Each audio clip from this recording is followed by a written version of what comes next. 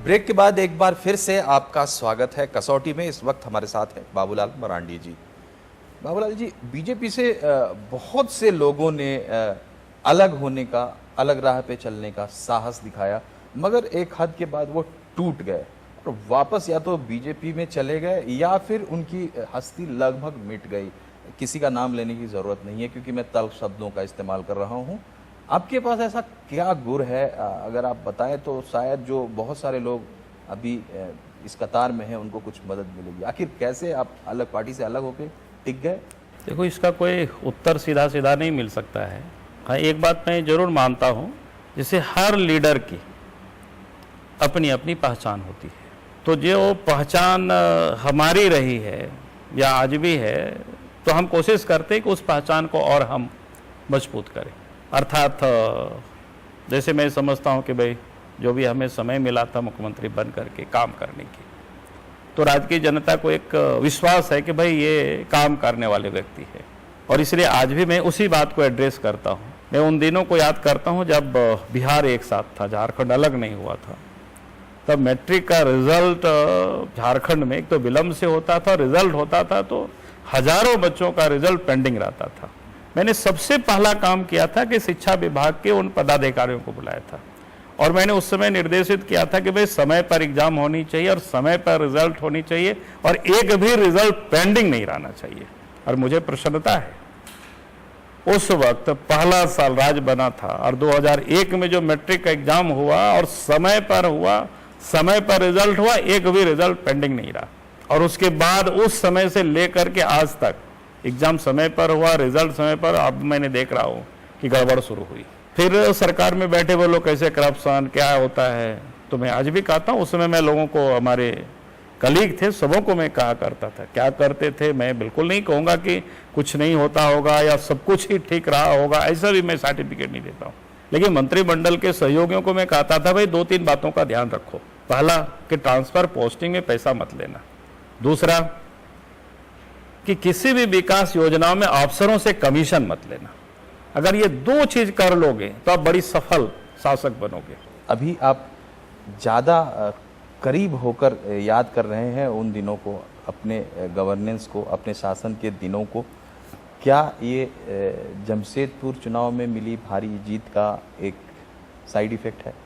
नहीं, मैं side effect नहीं कहता हूँ जीत का, और इस कारण से मैं तो हर हमेशा इसी सोच पर काम करता हूँ। क्या वो दिन बहुत जल्दी वापस आने वाले हैं, आपको ऐसा लगने लगा है?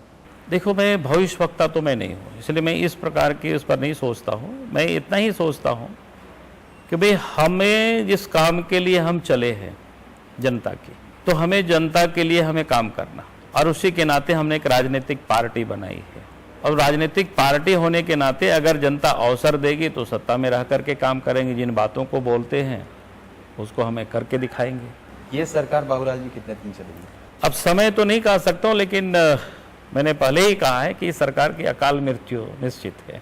बाबूलाल मरांडी जी, अर्जुन मुंडा से आपको व्यक्तिगत अहंकार की लड़ाई है।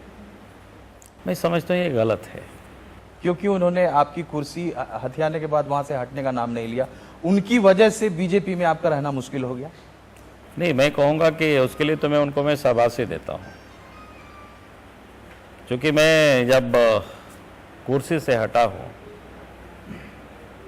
और पूरे राज्य लगातार हमें घूमने का अवसर मिला है, तो काफ़ी समस्याओं को मैंने करीब से देखा है। और मैं समझता हूँ कि हर राजनेता को जो समाज के लिए काम करना चाहते हैं, तो उनको यथार्थ की एहसास होनी चाहिए और उसके लिए उनको समय देना चाहिए जनता के बीच में।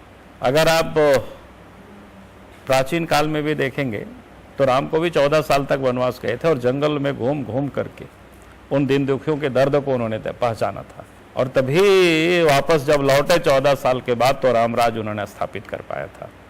अगर आज हम मुख्यमंत्री रहते तो शायद हम भी अर्जुन मुंडा की तरह उस रोगड़ी गढ़ा को नहीं जान पाते। हम भी वो पहाड़ी मंदिर में कैसे लोग रहते, वो पहाड़ी टोला में हम नहीं जान पाते। हम भी गायत्री नगर और वो जगन्नाथपुर मंदिर के आसपास कैसे लोग रह रहे हैं हम नहीं जान पाते। बाबूलाल मरांडी जी, एक युवा नेता के तौर पर आपने शिबू सोरेन को परास्त किया था।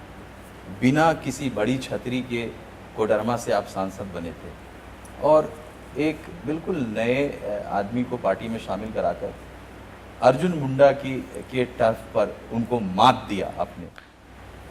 तीनों में आपको बड़ी जीत कौन सी लगती है? देखो, कोई भी जीत बड़ी और छोटी नहीं होता। मैं कहूँगा जो मैं जीता नहीं भी हूँ वो भी उसको भी मैं कम नहीं आंकता हूँ। चाहे जितने भी चुनाव हुए, हर चुनाव में हमने कुछ से कुछ सीखा है। और मैं अपने कार्यकर्ताओं को हर समय कहता हूं कि भाई इस बात की आप चिंता मत करो कि कौन कितना मजबूत है, हर हमेशा इसकी चिंता करो हम अपने आप को कितना मजबूत बन पाते हैं।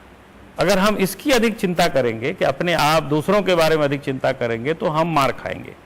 मतलब रोज कहे कि भाई वो तो बड़ा पहलवान हो गया, तो भाई पहलवान है, हो गया, हम कैसे हो? तो उसके लिए हमको सुबह शाम उठ बैठ करके हमको कसरत करनी पड़ेगी, व्यायाम करनी पड़ेगी, मजबूत होना पड़ेगा। और जब हम मजबूत होंगे तब फिर अखाड़ा में जाएं।